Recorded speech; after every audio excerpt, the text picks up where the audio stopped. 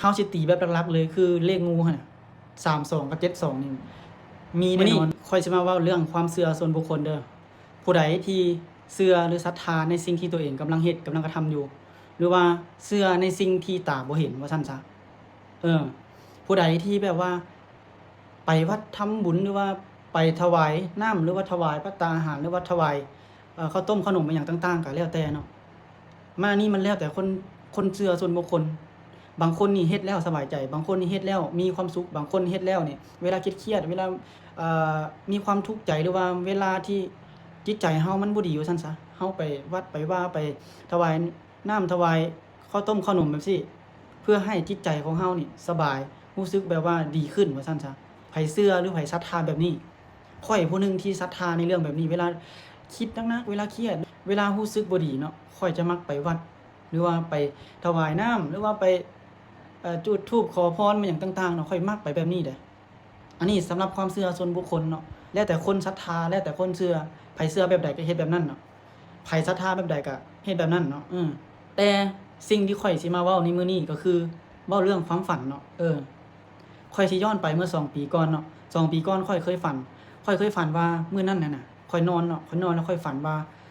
มีคนมาบอกเลขข้อยมาบอกเลขข้อยว่าข้อยนี่น่ะซื้อลอตเตอรี่2ใบชุด2ใบ926ว่าซั่น926ว่าข้อยนี่น่ะถูกลอตเตอรี่926น่ะชุด2ใบน่ะท้าย26หั่นน่ะท้าย26หั่นน่ะ2ใบว่าซั่นลอตเตอรี่หั่นน่ะถูกว่าซั่นน่ะข้อยตื่นมาทั้งๆที่ข้อยบ่ได้ซื้อลอตเตอรี่เลยลอตเตอรี่ข้อยก็ยังบ่ได้ซื้อเนาะแต่ฝันว่าข้อยถูกลอตเตอรี่มีคนบอกว่าข้อยถูกลอตเตอรี่ข้อยน่ะเลขน่ะ926ว่าซั่นป๊าความฝันข้อยคือฝันแบบนี้ว่าซั่นนะข้อยก็เลยเขียนใส่เจียเนาะเขียนใส่เจีย926แล้วก็26หลังจากนั้นข้อยโพสต์ลงเฟซบุ๊กแล้วก็โพสต์ลงกลุ่มคนที่เล่นหวยเล่นหวยใต้ดินหรือว่าลอตเตอรี่เนาะอยู่ไทยนี่มันจะมีหลายเลขอยู่ให้ลิ้นนั่นน่ะหลังจากนั้นข้อยโพสต์ลงไปเนาะเลขไทยออกพอดีออกเลขที่ข้อยฝันเลยนะ926หลังจากนั้นคนก็แชตมาหาข้อยถามขอเลขบัญชีหน่อยจะโอนค่าขนมให้จะโอนค่ากาแฟให้บางคนโอนให้เป็นพันข้อยบ่ฮู้ว่าเขาถูกเท่าใดแต่ว่าโอนให้เป็นพันป๊าข้อยว่าน้ำใจคนไทยนี่สุดยอดหลายรวมๆมื้อนั้นน่ะเงินที่ได้มาน่ะประมาณ5-6,000นี่แหละที่ทางคนที่ว่าถูกเลขนำข้อยน่ะโอนมาให้ข้อยน่ะข้อยบ่เคยสิไปโพสต์ไว้นั่นจักเทื่อเดะแล้วก็บ่เคยไปบอกเลขไว้จักเทื่อข้อยมื้อนั้นจักคิดจังได๋บ่ข้อยโพสต์ลงเฟซโพสต์ลงเฟซดันไปออกเลขที่ข้อยฝันแท้ๆแต่เป็นหยังข้อยคือมาเล่าแต่สมัย2ปีก่อนข้อยมาเล่าให้ฟังย้อนว่ามื้อคืนนี้ข้อยฝันเนาะข้อยฝันเมื่อคืนนี้น่ะฝันว่าข้อยน่ะไปหาผู้สาวไปหาผู้สาวน่ะผู้สาวน่ะอยู่ห้องนำกัน2คนผู้หญิง2คนเนาะเข้าไปแล้วข้อยก็นอนข้อยนอนอยู่ทางกลางเด้นอนอยู่ทางกลางน่ะงูนั่นจักลอยมาจากไสงูตัวใหญ่นึงเป็นงูเห่าเด้เป็นงูเห่าลอยมาข้อยก็ตกใจแล้วอ้าวงูมาไสข้อยว่าข้อยกระโดดกำคองูเนาะแล้วผู้สาวก็ว่าข้อยเลี้ยงงูว่าซั่นข้อยเลี้ยงงูว่าซั่นแล้วข้อยแงนหน้าขึ้นเพดานขึ้นไปเทิงเพดานเห็นงูอีกตัวนึงผู้สาวก็เลยเว้าขึ้นว่าอ๋อตัวนั้นเป็นตัวผู้ตัวนี้เป็นตัวแม่เขาเลี้ยง2ตัวว่าซั่นงูเห่าเพิ่นเลี้ยงงูเห่าเนาะเพราะว่าข้อยก็กำคองูนั้นแน่นเด้กำคองูแน่นหลังจากนั้นข้อยก็ตกใจข้อยก็ย้านเนาะข้อยก็ค่อยๆปล่อยคองูออกข้อยก็ย่างออกแต่ห้องย่างออกไปนี่เห็นคนบักหลายคนนั่นน่ะเดินย่างอยู่ตามเดินนั่นน่ะตามเดินย่างหน้าห้องอะน่ะความฝันตัวนี้ค่อยไปเรียงมาแล้วงู2ผู้หญิง2ผู้ชาย1รวมทั้งหมดเป็น5แต่ว่าที่หลักๆคู่มีแต่คู่เนาะงูกับคู่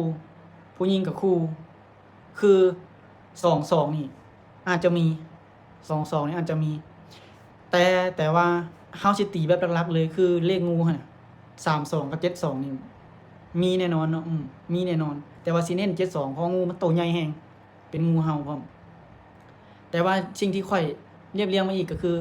ย่านมันมี22เพราะมันเป็นคู่แม่นบ่22แล้วหลักนั้นสิเป็นหลัก5สรุปมาแล้วเฮาสิได้532กับ572แล้วก็522อันนี้เฮาซื้อปิ้นไปปิ้นมาก็ได้สลับไปสลับมาก็ได้อันนี้เป็นความฝันอันนี้ สิ่งที่เว้ามานี่ความฝันเว้าให้ฟังนี่คือความเชื่อส่วนบุคคลเท่านั้นให้พิจารณาก่อนข้อยบ่ได้แนะนำว่าให้ทุกคนไปซื้อข้อยบ่ได้ยั่วให้ทุกคนไปเสียเงินแต่ข้อยมาเว้าให้ทุกคนฟังว่าความฝันของข้อยเคยฝันคิ้วเทื่อนึงที่แบบว่าคนซื้อแล้วถูก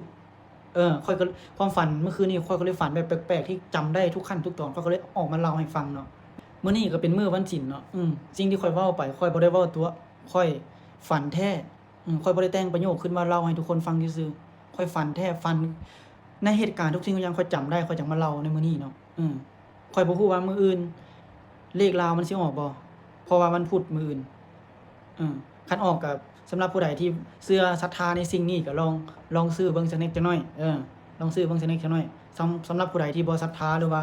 บ่เชื่อในสิ่งที่เฮาฝันหรือว่าบ่เชื่อในสิ่งที่เรื่องงมงายแบบนี้น่ะก็บ่ต้องซื้อแล้วก็บ่ต้องเบิ่งเนาะเพราะว่าต่างคนก็ต่างความคิดต่างคนก็ต่างมุมมองกันเนาะสิ่งที่ยึดเหนี่ยวจิตใจของแต่ละคนมันก็บ่คือกันนะฉะนั้นแล้วจะให้ทุกคนไตร่ตรองเบิ่งคิดพิจารณาก่อนเนาะจะได้ซื้อไปบ่ถูกสิมาให้ข่อยบ่ได้เนาะอันนี้สิ่งที่ข่อยเว้าไปข่อยเว้าในความฝันของข่อยอยากให้ทุกคนได้ลองไปคิดพิจารณาเบิ่งว่าสิ่งที่ข่อยฝันนี่มันสื่อถึงหยังมันสื่อถึงหยังแล้วทุกคนลองแปลเบิ่งว่ามันสิแม่นเลขหยังแต่ข่อยนี่อยู่ไทยข่อยก็ซื้อลอตเตอรี่ไปแล้ววันนี้2ใบข่อยซื้อ32กับ72เนาะซื้อท้าย32กับท้าย72ลอตเตอรี่2ใบแต่ข่อยบ่ฮู้ว่าเลขลาวมื้ออื่นวันพุธนี่ข้อยก็อยากซื้ออยู่แต่บ่ฮู้ว่าสิซื้อในช่องทางใดเนาะก็อยากให้ทุกคนไปทำนายเบิ่งคนที่ตีเลขเก่งๆหั่นนะคนที่ตีเลขเก่งๆน่ะฝันแบบนี้มันสื่อถึงหยังมันสื่อถึงหยังมันสิตีความหมายไปแบบใดหั่นน่ะก็ลองคอมเมนต์กันมาเบิ่งเนาะก็ฝากกดไลค์กดแชร์ให้คนที่บางเทื่อเขาฮู้ตีเลขเก่งๆหั่นน่ะสำหรับคนที่ลิ้นเลขคนที่มักลิ้นใบ้หวยใบ้เลขจังซี่น่ะคลิปนี้ก็มีแต่ซ้ำนี้ย้ำว่าค่อยฝันแท้เขายังออกมาเล่าค่อยบ่แม่นแต่งประโยคขึ้นมาเล่าเด้อแล้วก็ย้ำว่าให้คิดพิจารณาไตร่ตรองเบิ่งก่อนจะซื้อบ่แม่นซื้อบ่ถูกแล้วจะมาให้ค่อยบ่ได้เด้โอเค